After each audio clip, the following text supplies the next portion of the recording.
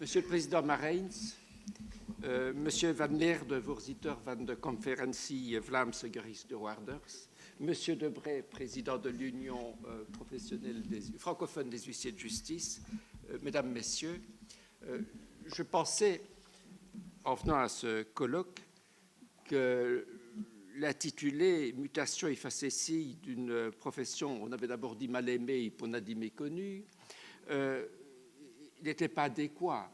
Le mot facétie, pour moi, était utilisé par antiphrase. C'était plutôt mutation et inquiétude, mutation et incertitude d'une profession méconnue. Aujourd'hui, après tout ce que j'ai entendu, des brillants exposés, et je vous certifie, j'ai lu la plupart des textes, ils sont d'une densité, d'une richesse qui vont au-delà, bien au-delà de ce que vous avez entendu. Et bien après tout cela, oui, mutation, c'est un changement brusque et permanent. Facétie, non. Embellie, éclaircie, espérance d'une profession qui peut être mieux connue, parce que mieux appréciée, qui retrouve sa crédibilité.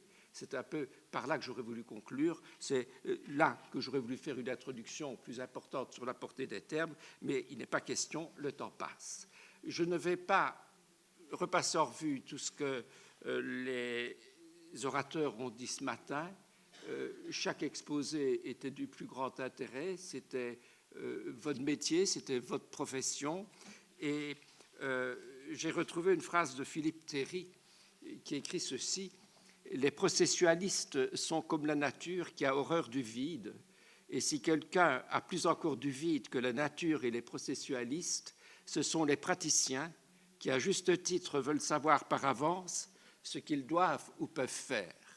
Eh bien, je crois que ce matin, Monsieur Mougenot, Monsieur Georges, Madame Palmers, Monsieur Balat et Madame Berthe vous ont apporté beaucoup de réponses, vous ont laissé parfois des questions en suspens, mais c'est parce que les normes ne sont pas encore complètes, ou bien parce que, Madame Berthe, on attend encore des arrêts de la Cour constitutionnelle ou de la Cour européenne des droits de l'homme.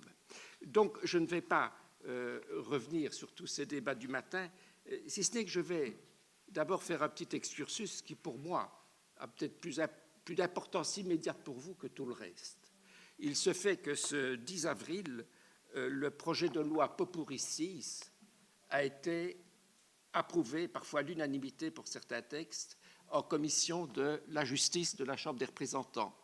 Ça veut dire que ça va aller vite, que cette loi sera bientôt publiée au Moniteur belge et qu'elle entrera en vigueur en l'absence de dispositions transitoires 10 jours après sa publication. C'est la loi, Monsieur Georges, Mme Palmer, si on fait allusion ce matin, qui majore le taux de la compétence de juge de paix de 2 500 à 5 000 euros et le taux du ressort de 1860 à 2 000 euros, si je dis bien. Mais figurez-vous que cette loi, qui procède des travaux d'une commission issue du Centre interuniversitaire de droit judiciaire, composé de M. Talman, de Mme de Koning du côté néerlandophone et de M. Boularba et Van Drogenbroek du côté francophone, et que M. Leroy, rédacteur en chef, parce qu'il a plusieurs casquettes, de la revue Ius et Actores, a publié. Ce rapport est publié dans la revue Ius et Actores 2017, numéro 1-2. Ceux qui l'ont peuvent s'y référer parce qu'on trouve là la genèse de ce dont je vais parler et il y a déjà un commentaire que s'approprient pour l'essentiel les documents parlementaires. Mais en me limitant à vous, dans votre métier d'huissier de justice, j'ai ici le dernier état du document parlementaire. Et je vous dirais que toutes les significations doivent être maintenant revues, et c'est très positif pour vous, à la lumière de ce que je vais vous dire. Là où dans les articles 38 à 46, je ne vais pas les passer en revue, ce sont des significations, on parle de non-avenue, on parle de nullité, on ne donne pas de sanctions, tout ça va être nettoyé. Et il y aura un article coupole, qui est l'article 47 bis nouveau, qui va dire ceci pour tous les textes précédents. Je lis: les dispositions reprises dans ce chapitre sont prescrites à peine de nullité. Adieu toutes les controverses. C'est prescrit à peine de nullité. Parfois, c'était non-avenu. On disait que c'est une réorganisation judiciaire. Est-ce que non-avenu ne veut pas dire plus que nullité, etc. Par contre, lorsque la signification ou la notification d'une décision est nulle, le délai pour introduire un recours ne commence pas à courir. On protège évidemment le destinataire de l'acte. Il faut savoir que c'est la théorie des nullités qui s'applique. Ça veut dire que les nullités, même par défaut, ne peuvent plus être soulevées par le juge dans l'état actuel des textes, mais je partage l'opinion de M. Georges ce matin au sujet du caractère tout à fait mystérieux du nouvel article 806 du Code judiciaire. Ça veut dire que même par défaut, il n'y aura pas de nullité, finalement, ou surtout par défaut, il n'y aura pas de nullité qui pourrait être appliquée d'office par le juge. Et ça a été signalé lors des travaux parlementaires. Et là, la réponse a été donnée par le ministre de la Justice, disant qu'il faut tenir compte du nouvel article 803, alinéa 2, nous sommes dans le potpourri 5, M. Georges en a parlé ce matin, si le juge estime que le destinataire n'a pas été touché par l'acte introductif d'instance, eh bien, il peut inviter un huissier de justice à signifier à nouveau, pour s'assurer, par une signification à personne, je suppose, en essayant une signification à personne, qu'il serait effectivement touché. Et on fait le parallèle avec l'article 1058 du Code judiciaire. Lorsqu'une procédure d'appel est introduite par requête, on ne sait pas très bien si l'intimé a été touché ou pas touché, et alors on invite un huissier de justice à signifier l'acte d'appel, ce qui m'apparaît exceptionnel. Mais dans la théorie des nullités, ce n'est pas fini, encore deux choses, il y en a d'autres, mais je ne veux pas abuser de votre temps parce qu'à 16h15, ce sera terminé. Il y a l'article 861, alinéa 2, nouveau, qui compense, en l'améliorant, la disparition de l'article 867, qui était la réparation judiciaire. Et ici, ça devient ceci. 861, alinéa 2. Lorsqu'il constate que le grief établi peut être réparé, le juge subordonne aux frais de l'auteur de l'acte irrégulier le rejet de l'exception de nullité à l'accomplissement de mesures dont il précise le contenu et le délai au-delà duquel la nullité sera acquise. Donc, c'est une surséance. Je vous donne à vous, auteur de l'irrégularité, la possibilité de réparer dans un délai déterminé, sinon on annule. Alors, dernière chose qui m'apparaît vraiment très importante, c'est que, et c'est passé, je crois, à l'unanimité en commission de la justice de la Chambre, on modifie la loi sur l'emploi des langues en matière judiciaire dans l'article qui vous pose souvent beaucoup de problèmes, c'est-à-dire l'article 40. Et cet article 40, voilà, ces alinéas 1 et 2 sont remplacés par ceci. Sans préjudice de l'application des articles 794. Je ne viens pas sur 794 parce qu'on voit les procédures de rectification, etc. Je ne vais pas trop compliquer les choses ici. Donc, sans préjudice de l'application des articles 794, 861 et 864, donc les autres textes en matière de nullité, les règles qui précèdent sont prescrites à peine de nullité. Ça veut dire que l'on applique les règles du régime des nullités du droit judiciaire commun. Ce ne sont plus des nullités d'ordre public. Elles deviennent relatives par la référence à 861, plus 64, couverture, plus 861, alinéa de nouveau, réparation possible. Je crois que c'est une avancée considérable, et pour boucler le tout, il y avait les articles 717 et 1060, lorsque la cause n'avait pas été inscrite au rôle avant l'audience d'introduction, on disait à peine de nullité. Eh bien, aujourd'hui, ça devient à peine de surséance. Donc, les faits de non-procédé sont en tant que tels consacrés par cette loi nouvelle. Je vous suggère, je vous donne le numéro du document parlementaire, de le consulter sur le site de la Chambre et vous le trouvez sans difficulté. C'est le document 54 2827/007. Il y aura certainement des circulaires de la Chambre nationale, mais ici, c'est pour vous dire que ça va arriver demain. Et ça s'appliquera 10 jours après sa publication au Moniteur belge à tous les actes que vous signifierez à ce moment-là. Voilà. En ce qui concerne certains exposés du matin, je vous ai dit, je ne vais pas l'évoquer, seulement en prenant un tout petit peu de hauteur à propos du recouvrement des créances, ou d'un autre côté, en ouvrant un petit peu le champ d'observation. J'ai été intéressé dans le rapport cité ce matin par M. Balat de M. Henri Hofstrossler sur l'avenir de la profession d'avocat. Et naturellement, il consacre un certain nombre de pages à la procédure de recouvrement de créances sur la base de l'acte d'avocat.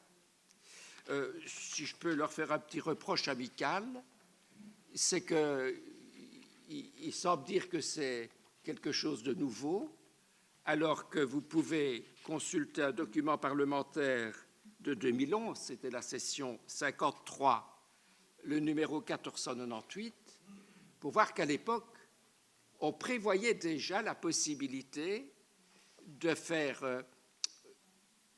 demander au juge d'homologuer un accord établi sur base d'un acte d'avocat. Et c'était l'article qui suivait les dispositions actuelles de la loi sur l'acte d'avocat. Et pourquoi est-ce que cela n'est pas passé? On parlait beaucoup de cette histoire-là. Pourquoi cela n'est pas passé? C'est parce qu'à l'époque, ce sont les notaires qui sont montés au créneau. Et ils ont dit qu'il va y avoir un déficit potentiel d'actes authentiques. Chacun son métier. Et on sent bien aujourd'hui qu'il y a une concurrence incroyablement forte. Il y a ce que j'appelle des exaltations corporatistes qui se retrouvent du côté du barreau, du côté du notariat, qui est peut-être un peu apaisé, parce que l'article 19 de la loi de Ventose a été modifié par Popuri 5, et désormais tout acte notarié, quelle que soit la nature de l'obligation qu'il constate, pas seulement une obligation de somme, mais une obligation de faire, par exemple quitter les lieux, est devenu exécutoire. Donc là, on a étendu la force exécutoire de l'acte notarié, et en plus, il voudrait aussi la force exécutoire pour le dépôt sur minute. Je n'entre pas dans la technique notariée, mais de manière très discrète, le notariat progresse en ce qui concerne l'extension de la force exécutoire de l'acte notarié. Alors, tout ce que je veux dire, c'est vous avez certainement une réflexion à mener dans le prolongement de l'exposé de Mme Berthe, mais ce ne sera pas facile. Il faut le faire avec beaucoup de doigté, mais il faut surtout être présent. Il faut être présent dans les discussions d'une manière ou d'une autre lors des débats parlementaires, car je vois bien que le notariat et le barreau sont terriblement présents, mais que votre profession est moins représentée que la leur. Et il y a quelque chose qui est très frappant. On a évoqué déjà plusieurs reprises aujourd'hui le nouveau code des insolvabilités, où on modifie d'ailleurs beaucoup de dispositions du code judiciaire, et ça n'en ressort même pas de l'intitulé de la loi. Tout ce qui concerne le droit judiciaire est inspiré par une commission spéciale droit judiciaire de la Fédération des notaires de Belgique. Ce n'est pas une critique, c'est un bon travail. Il y a de l'influence législative qui peut être bénéfique pour tous. Donc je ne critique pas la profession. Mais de manière extraordinairement transparente et honnête, Madame Carbone, qui a tenu la plume de cette commission, écrit dans un livre où on voit tous ces rapports de cette commission du notariat qui va inspirer le législateur. Ici, à propos de la distribution par contribution, à propos de la procédure d'ordre, où l'on parle naturellement du notaire, on ne parle pas des huissiers de justice chargés des distributions par contribution en relation avec une faillite ou en relation avec une procédure de réorganisation judiciaire, parce que c'est indispensable qu'on en parle peut-être, mais il n'était pas associé à nos travaux. Point. Mais je crois que vous n'étiez pas informé, que vous auriez pu être associé à ces travaux. Donc, il m'apparaît important que les huissiers de justice puissent être aussi présents, mais pas plus, pas moins que les notaires et que les avocats, lorsqu'on discute de tous ces problèmes. Et il y a une certaine logique aujourd'hui pour le signaler.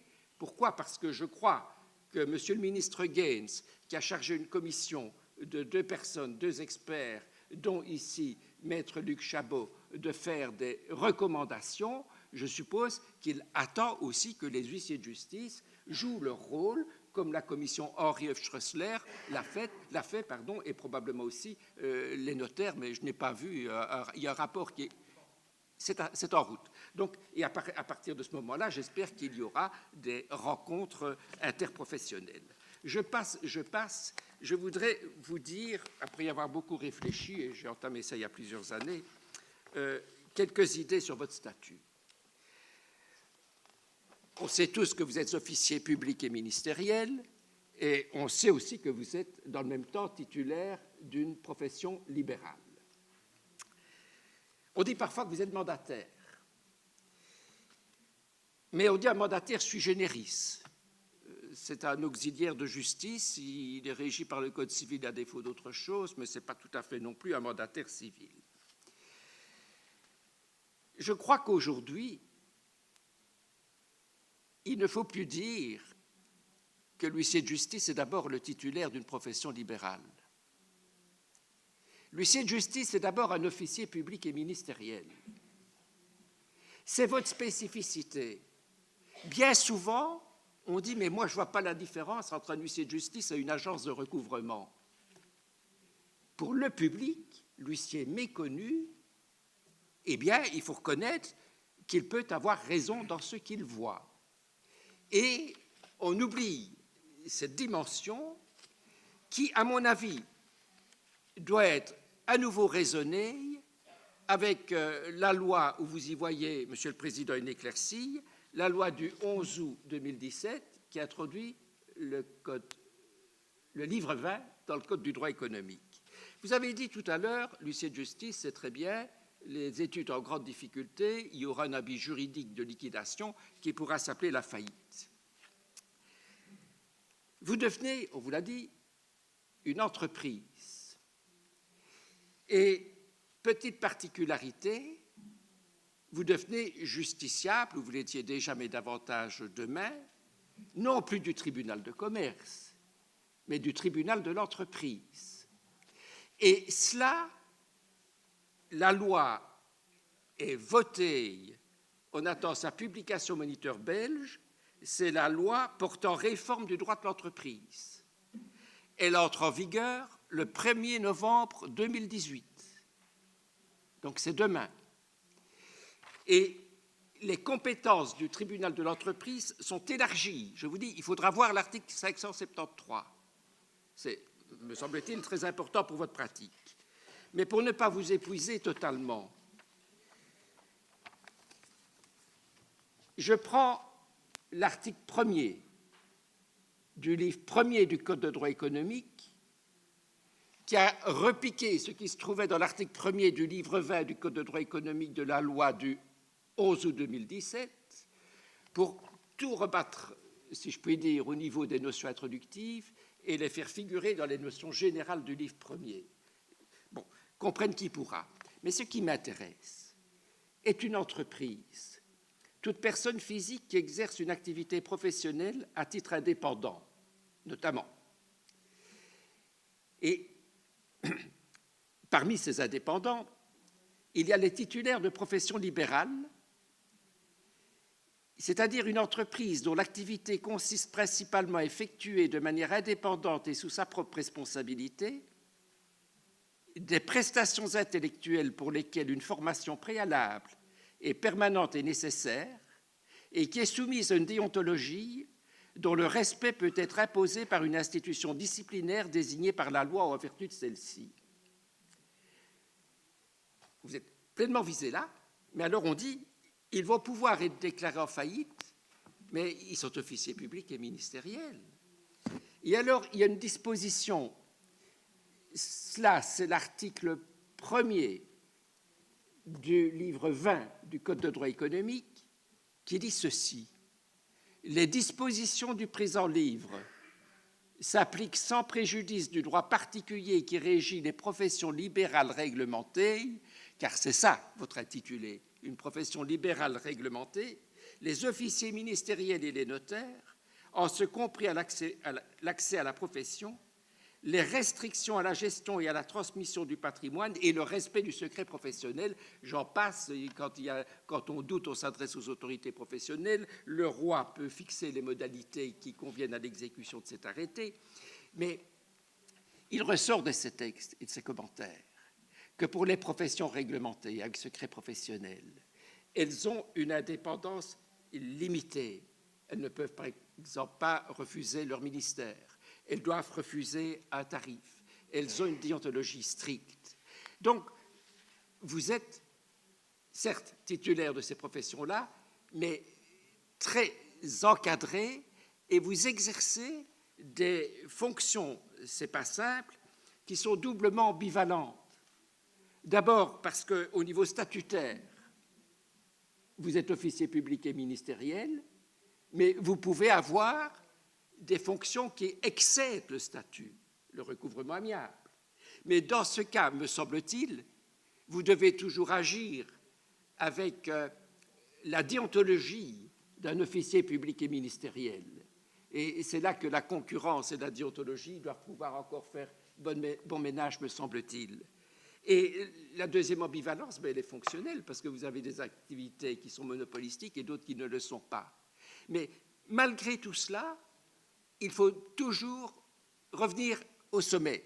D'autant plus que c'est vrai que les notaires ne sont pas assimilables à des huissiers de justice, et notamment au départ dans les conditions de nomination. Les notaires, ils peuvent ne pas être belges. Les huissiers de justice, ils doivent être belges. Et pourquoi? Parce que, en raison des mesures d'exécution que vous pouvez diligenter, notamment, eh bien, parce que on maintient que l'huissier de justice exerce une activité qui constitue une participation directe et spécifique à l'exercice de l'autorité publique au sens de l'article 45 du traité de la Communauté européenne. Et c'est là, de nouveau, que l'officier public et ministériel apparaît dans toute sa splendeur. Donc, vous ne pouvez pas nécessairement jouer sur tous les tableaux. Je crois que c'est la clé. Et la clé, elle est très forte, parce qu'on ne peut plus dire que vous êtes mandataire. Même quand vous avez, entre guillemets, un client qui vous contacte, vous ne pouvez pas reprendre les yeux fermés ce qu'il vous demande de faire figurer dans une citation. Vous devez opérer une série de contrôles. Et si vous souhaitez exercer toutes les fonctions dans le cadre visionnaire et réaliste que vous propose M. Étienne Leroy, vous ne pourrez le justifier pour surmonter tous les reproches de conflits d'intérêts potentiels qu'en disant la notion de mandataire, on l'élimine. Et ce sera vrai pour l'épreuve des constats bilatéraux ou, à plus forte raison, un constat unilatéral, et ce sera vrai pour toutes les activités, surtout, par exemple, dans le domaine de la médiation. J'ai vu dans un rapport que vous pouvez, concurremment à d'autres, je crois que c'est chez vous, Monsieur le Président, que vous pouvez exercer des activités, notamment administrateur provisoire, médiateur agréé, médiateur dans un règlement collectif de dette, mais finalement, ça existe sur le papier, mais vous avez très très peu de dossiers de ce type. Et quand vous entendez des magistrats, par exemple des juridictions du travail, qui désignent des médiateurs de dette, ils disent oui, mais l'huissier de justice, c'est le mandataire du créancier. L'huissier de justice a l'image positive du créancier, donc il a l'image négative du débiteur. Il n'est pas impartial. Et je crois que c'est une objection majeure à surmonter, et pour moi, elle est tout à fait surmontable quand on veut bien réfléchir à ce qu'est réellement votre statut. Ça m'apparaissait important à la lumière des nouvelles dispositions de la loi portant réforme de l'entreprise de le signaler. J'avais prévu de vous entretenir sur des activités nouvelles pour votre profession, mais Monsieur Leroy a tout dit et beaucoup plus que ce que j'aurais jamais pu imaginer. Notamment là où j'ai trouvé qu'il était intéressant, surtout dans le cadre du Poporricis, c'est que vous preniez l'initiative, et j'espère en collaboration avec le pouvoir judiciaire, d'informer le destinataire de la signification d'une décision, des voies de recours dont elle peut être l'objet. Jusqu'à présent, on nous disait que le législateur, alors qu'il y a un texte de loi qui existe depuis belle lurette, que le législateur ne pouvait pas intervenir pour donner de telles informations sur les délais de recours, parce que c'était inconcevable en matière pénale, la partie ne recevant même pas la notification de la décision. Eh bien, je ne sais pas si le législateur en était conscient, mais ce que l'on disait avant n'est plus vrai aujourd'hui, puisque demain, l'article 792 du Code judiciaire, donc c'est le pot pourri 6 dont je vous ai parlé tout à l'heure, prévoit que dans les 5 jours de la prononciation de la décision, tant pour les affaires pénales que pour les affaires civiles, il y aura notification de la décision qui ne déclenche pas le recours. Elle ne le déclenche le recours que si la loi prévoit que la notification fait produire le recours. Mais cette notification, qu'est-ce qu'elle devrait faire? Elle devrait indiquer les voies de recours. Et c'est vraiment un ancrage dans votre réflexion, Monsieur Leroy, pour dire, ben oui, nous, on peut le reprendre dans une signification, mais que le juge le fasse déjà mentionner dans la notification le jour où on fera la signification qui déclenche le recours, en espérant aussi que l'on indiquera le mode de calcul du délai, mais aussi la date d'échéance du délai de recours. Et si vous voulez des formules, vous prenez la thèse de Madame Berthe, et la fin de sa thèse se termine, je crois, par des modèles de calcul sur le sujet. Dernière chose, j'avoue que je ne connaissais pas parce que du côté francophone, on n'en avait pas tellement entendu parler. J'ai quand même été intéressé par l'initiative MyTrusto. Je ne sais pas si les huissiers du côté francophone le connaissent, mais c'est une initiative beaucoup, je ne sais pas, transgressive du côté des huissiers de justice, qui est ressentie comme telle du côté des huissiers de justice néerlandophones, parce que un huissier, notamment, a mis sur pied, avec l'appui de certains spécialistes, notamment Bertel de Groot, qui est un professeur gantois qui est bien connu, a mis au point un système qui consiste pour l'huissier d'avoir un contact avec le débiteur, qui est une sorte d'abonnement chez l'huissier pour qu'il règle sa situation de surendettement en établissant une sorte de plan de règlement amiable et souvent, je crois, après que le médiateur ait eu des contacts avec une série de gros créanciers institutionnels au sens large, sociétés de logement notamment du Brabant flamand, je crois, ou encore hôpitaux, etc. Et alors, je ne sais pas ce que ça donne. Évidemment, c'est un franc-tireur. Il n'est pas du tout dans le cadre du tarif, il n'est pas du tout dans le cadre des normes applicables.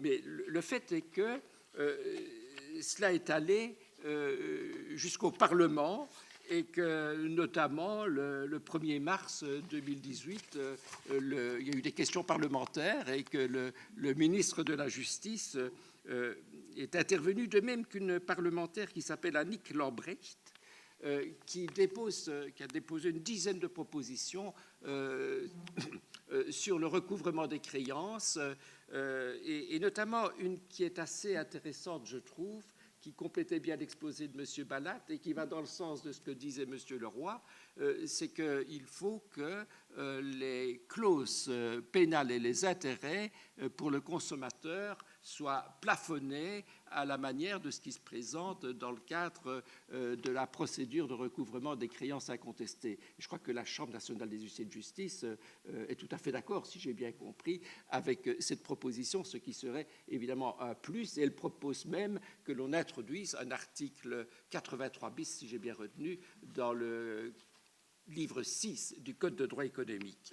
Donc, le climat est propice, me semble-t-il. Il est demandé, semble-t-il, pour que l'huissier de justice ne soit pas seulement un négociateur de plans de règlement pour son client, entre guillemets, le créancier, mais qu'il parvienne d'une manière ou d'une autre à entrer en concertation avec ses autres collègues pour régler collectivement, en économisant bien des règlements collectifs de dette, en ayant des moyens d'investigation patrimoniale, de régler la situation du débiteur. Je n'ai pas le temps d'entrer dans les détails, mais ce matin, c'est Medvedik qui m'a parlé des contacts qu'il avait pu avoir avec le CPS de Seraing, et il y a là peut-être une possibilité aussi de trouver avec les CPS une série d'informations, d'être en contact avec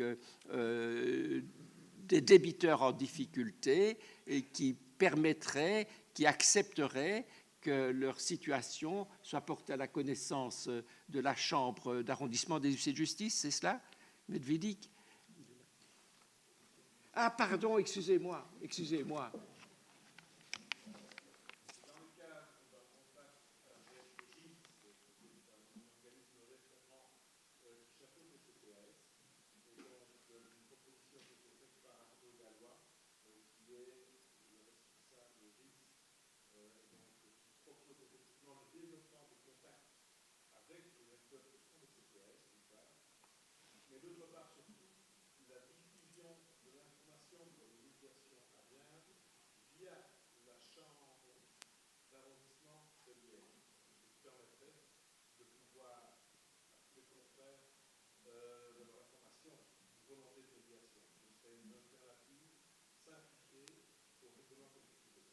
Enfin voilà, merci d'être venu à mon secours. C'est un élément versé au dossier. Je vais terminer en vous disant que dans sa communication au Parlement en réponse aux questions parlementaires qui lui étaient posées, le ministre de la Justice a dit « La Commission de la Justice discute d'un projet de loi portant des dispositions diverses dans le cadre duquel le rôle de médiateur, de commissaire en matière d'exécution des huissiers de justice est mieux réglé. » Et effectivement, c'est une disposition qui se trouvera dans l'article 519, si je le retrouve, du projet, pardon, c'est l'article 519, paragraphe 4 du Code judiciaire, qui est consacré à vos attributions, qui mentionnera, voilà ceci, l'huissier de justice tente, dans la mesure du possible, de favoriser une résolution amiable des litiges, notamment en informant le justiciable de la possibilité de médiation, de conciliation ou de tout autre mode de résolution amiable au début du litige. Et ça vaut vraiment la peine, c'est le document 54, 29-19, page 55-56 de ce document parlementaire. Voilà, c'est un peu brouillon, pardonnez-moi, mais j'ai essayé de donner le maximum d'informations. Il me reste 1 minute pour conclure, pour vous dire que il est parfois intéressant de distinguer les pratiques du nord et du sud du pays pour s'enrichir, pas pour s'opposer. Et j'entendais ce midi, mais il y a d'autres exemples, mais je le trouve très révélateur. Sur 100% de procédures de recouvrement de créances incontestées, il y en a 10% en Wallonie, 8% à Bruxelles, 82% en Flandre. Donc ce sont des chiffres qui méritent d'être mentionnés. Je vous ai dit tout à l'heure qu'il y avait une éclaircie, une embellie et qu'on pouvait avoir moins d'incertitude, d'inquiétude. Je le crois, oui, parce que vous avez tellement de moyens chez vous, il y a tellement de personnes de qualité parmi vous que la profession m'apparaît prête à se moderniser, me paraît prête à se transformer, les mutations annoncées dans l'intitulé. Et je crois que ici, il y a une mission officielle qui est confiée à M. Chabot. Je suis sûr qu'il tirera grand profit de tout ce qui s'est dit ici et de tous les textes qui lui parviendront. Il y a M. Leroy qui nous a apporté énormément d'informations pour l'avenir et qui, en plus, est vraiment l'homme orchestre de la revue Ius et Actores, qui m'apparaît vraiment une revue d'une qualité exceptionnelle grâce à lui. Et puis, Il me reste à remercier le président, grâce auquel on est ici, Quentin Debray, qui lui est aussi un chef d'orchestre, et un homme orchestre de l'Union professionnelle des huissiers de justice. Merci beaucoup pour cette belle journée.